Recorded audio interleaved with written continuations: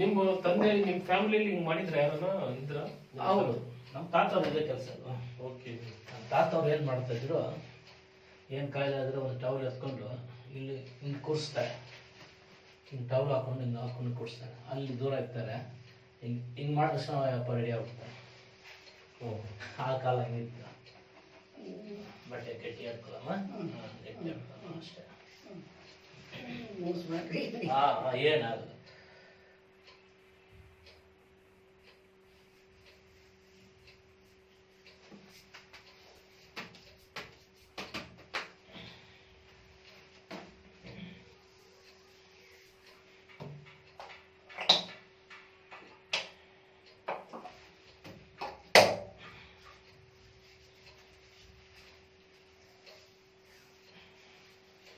ಅದೊಂದು ವಿಡಿಯೋ ಇದು ಮಾಡಿ ಸರ್, ಹಾಯ್ ಅಂತ ಕಳಿಸ್ತೀನಿ ವಾಟ್ಸಪ್ ಅಲ್ಲಿ. ಏನಾಗಲ್ಲ, ಏನಾಗಲ್ಲ, ಏನು ತಗೋಸ್ಕರ ಏನಾಗೋದಿಲ್ಲ. ಆಯ್ತಾ, ನಿಮ್ಮ ಮನೆದೇವ್ರು ಬೇಕು ಅಷ್ಟೇ.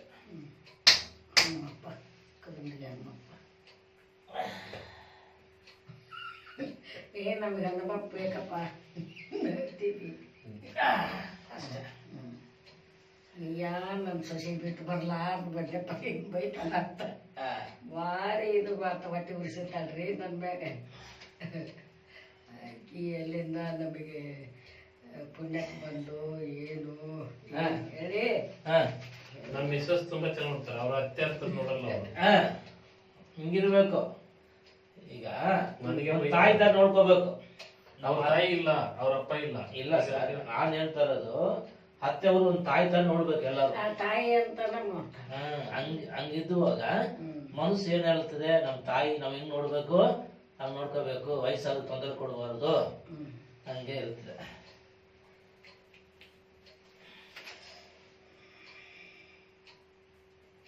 ಸರ್ ಕಾಲ್ ಮಸಾಜ್ ಮಾಡ್ತೀರಾ ಸರ್ ನೀವು? ಎಲ್ಲ ಸಿಸ್ಟಮ್. ಎಷ್ಟು ತಗೊಳ್ತೀರಿ ಸರ್?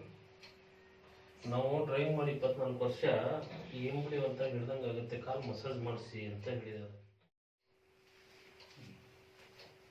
ಮೂಳೆ ನೀವು ಮುರಿದಿರೋ ಜಾಗ, ಈ ಜಾಗ ಆಯ್ತಾ, ಈ ಜಾಗ, ಈ ಜಾಗ, ಈ ಬಾಟಮ್ ಈ ಜಾಯಿಂಟ್ ತಂದು ಹೋಗಿಲ್ಲಮ್ಮ. ಎರಡು ಇಲ್ಲಿ ಫುಲ್ ಕಟ್ ಆಯ್ತು, ಏನ್ ತಲೆ ಕೆಡಿಸ್ಕೊಬೇಡಿ, ಎಲ್ಲ ಸರಿ ಆಗ್ಬಿಡುತ್ತೆ. ಸರಿನಾ? ಅಷ್ಟೇ.